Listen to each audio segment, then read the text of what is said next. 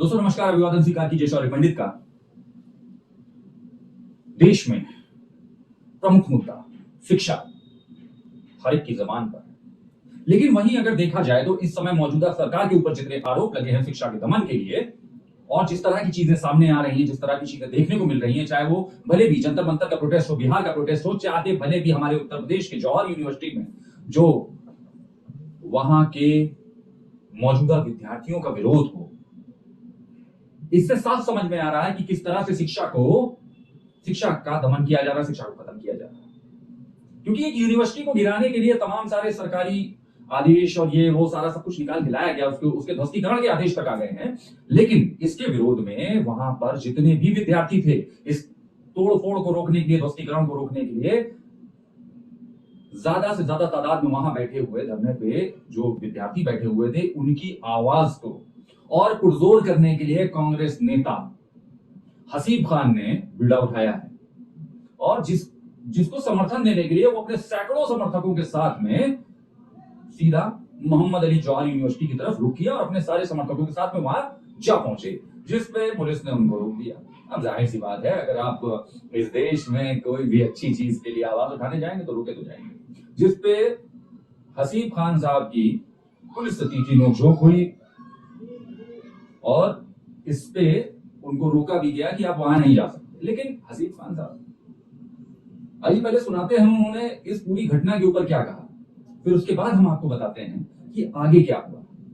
दे पाएंगे, इसलिए ये चाहते हैं कि या तो लोग शिक्षित ही ना हो पाए। और 12 सालों में इन्होंने लगभग 100 पेपर लीक कराए, और ये 100 पेपर लीक कराने के बाद में जब धर्मेंद्र प्रधान का इस्तीफा होता है, उसके दूसरे दिन जब धर्मेंद्र प्रधान जी संसद जाते हैं तो उनका स्वागत ऐसे होता है जैसे कि वो हिंदुस्तान के लिए कोई मेडल जीत के लाए हैं। इससे साफ पता चलता है कि पूरी बीजेपी इसमें मिली हुई है और इस पेपर लीक में बहुत बड़ा घोटाला हुआ है, इसमें मोटा माल खाया है और इसकी जांच होनी चाहिए कि इस मोटे माल में खाने वालों में कौन कौन है। इसमें जिम्मेदारी निश्चित होनी चाहिए, इस पे निष्पक्ष जांच होनी चाहिए। दरअसल आपको बता दें, मोहम्मद अली जौहर यूनिवर्सिटी हमेशा से सरकार के निशाने पर थी, क्योंकि विश्व स्तरीय यूनिवर्सिटी है और वहां पे तमाम सारे ऐसे छात्र हैं जो वहां पे शिक्षा ले रहे हैं। और आप गौरतलब ये है कि इस देश का भविष्य देश के युवा, और देश के युवा की ताकत यह है जब वो शिक्षित होगा। और शिक्षित होने के लिए जाहिर सी बात है अच्छी यूनिवर्सिटीज, अच्छे कॉलेजेस की हमारे देश को बहुत जरूरत है। लेकिन हमारे देश में गरीबी पर कैपिटा इनकम के हिसाब से हम लोग बहुत ही ज्यादा गरीब देशों में से हैं। ये बात और है कि आंकड़ों की जादूगरी में चाहे भले भी हमको fourth largest economy, third largest, कुछ भी टॉप इकोनॉमी भी बन जाए, लेकिन पर कैपिटा इनकम के हिसाब से काफी गरीब है, ये स्वीकार करना होगा। तो जाहिर सी बात है, जहां पे मूलभूत जीवन को जीने के लिए 80 करोड़ जनता को सरकार द्वारा दिए जा रहे 5 किलो राशन पे डिपेंडेंट होना होता हो, वहां पर शिक्षा एक सपने जैसा लगता है। और जहां पे जब भी कभी किसी भी नेता ने शिक्षा के सपने को पूरा करने की कोशिश की है, उसने हमेशा अवहेलना, अपमान ही झेला है। चाहे भले भी IIT, IIM इस तरह की संस्थान देने वाले जवाहरलाल नेहरू आज भी हमारे देश के संसद में किस तरह से उनको कोसा जाता है।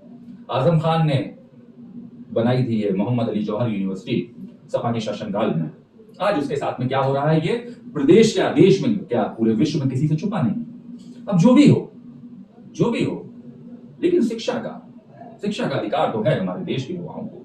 खैर, हसीब खान साहब ने इसी श्रेणी में, इसी क्रम में जाके अत्यंत लोकप्रिय आजम खान के परिवार से भी मुलाकात की।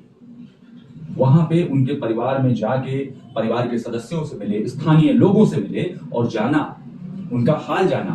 प्लस एक और सबसे बड़ी चीज ये है कि हसीब खान साहब ने पूरे इस मुद्दे को लेकर प्रदेश की योगी सरकार को आड़े हाथों लेते हुए तमाम सारे प्रश्न पूछे हैं कि इतने पेपर लीक प्रदेश में भी हुए हैं, उसको लेकर भी निशाना साधा। शिक्षा की व्यवस्था में फैली अव्यवस्था को लेकर भी सवाल दागे हैं। और वहीं उन्होंने जो आजम खान और उनकी परिवार के साथ में हो रहा है उसका भी संज्ञान लेते हुए परिवार को ये सांत्वना दी है कि कांग्रेस पार्टी और स्वयं वो उनके साथ में हैं और रहेंगे। मेरा चलते चलते आप सबसे एक प्रश्न है कि शिक्षा, यदि कहीं पे भी कोई भी चीज ऐसी है जो बन गई है, जाहिर सी बात है ना आजम खान साहब ने या किसी भी सरकारी नेता ने, वो जाहिर सी बात है अपने पैसों से तो बनवाई नहीं होगी, अपनी जेब से या अपने उससे तो बनवाई नहीं होगी।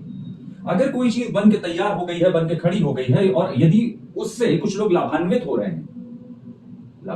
हैं तो क्या उसका ध्वस्तीकरण करा देना या उस पर बुलडोजर चला देना, उसमें जाहिर सी बात है राजस्व की क्षति होगी, उसमें जो पैसा लगा है वो डूबेगा, प्लस जितने भी लोग लाभान्वित हो रहे हैं वो उससे वंचित हो जाएंगे। क्या इसके ऑल्टरनेटिव्स नहीं निकालने चाहिए या सिंपल हर एक चीज का एक ही जवाब है, ध्वस्तीकरण? यदि वो चीज फ्रूटफुल नहीं है, उससे किसी भी तरह के विकास में अवरोध उत्पन्न हो रहा है, तो विधिक कार्यवाही समझ में आती है,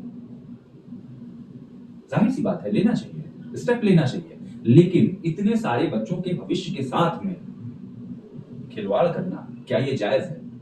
मैं छोड़ जाता हूं आपको इसी सवाल के साथ में। नमस्कार, मैं हूं शौर्य पंडित।